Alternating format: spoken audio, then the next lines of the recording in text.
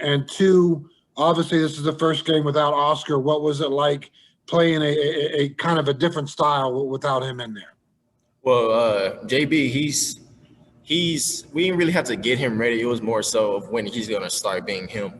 In practice, he's the same guy, making shots, rebounding, really playing hard, giving his all. That's just who JB is. And now it's just starting to come into play since there's more opportunity for people when we're playing a different style right now with a 4-out, 1-in, and a 5-out sometimes, him at the 4, him at the 3 sometimes. Yeah, JB is just now coming. I feel like this is his coming out party. Like, this is the one game that he's going to look back at and say, I need to play like this all the time. And our different style is more tailored to our guards more. Like, we can get more dribble penetration and kicks now since we don't have just two bigs that are kind of similar on the block at all times. We can really get into our screens and our motion offense faster. We're able to spread the floor more. Today we made shots a little late, but I feel like having that ability to spread the floor definitely helps.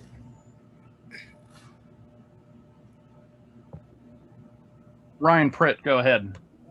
Hey, Taz, kind of furthering on that a little bit. You know, Derek was in foul trouble today, and there were long stretches of that second half where he wasn't on the floor either, and you had a really small lineup there. What was it like operating in that? And does that, you know, just kind of how much does that free you up offensively as a guard to kind of, you know, dribble, penetrate, all those kinds of things you were just talking about there?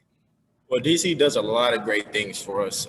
So when he's not in, we have to all five of us on the court has to make up for things that he do, like offensive rebounding in general, post offense, post defense. You know, he's now he's going to be him and Cindy and Gabe are going to be the ones that's guarding the bigs pretty much at all times. You know, so not having Derek on the floor definitely changes stuff a little bit, but you know, all five of us have to just make up for what he does.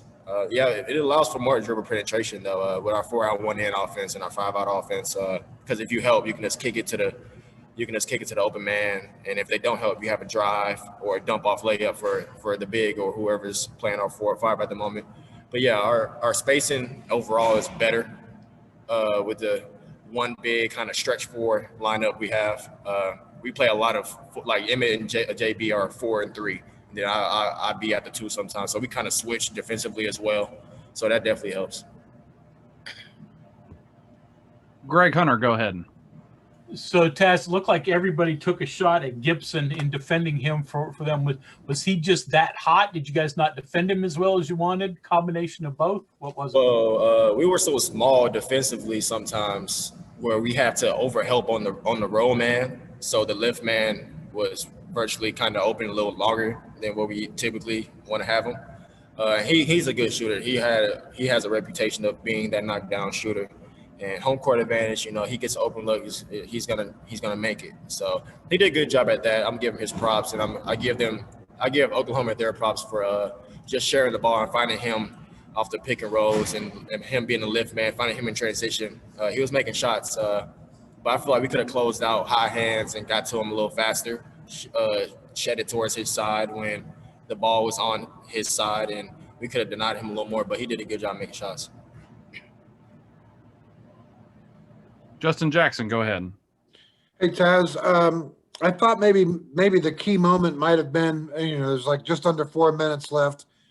It's like a 62-60 game, and Manick kind of got the 2 offensive rebounds there that led to Reeves getting the 3.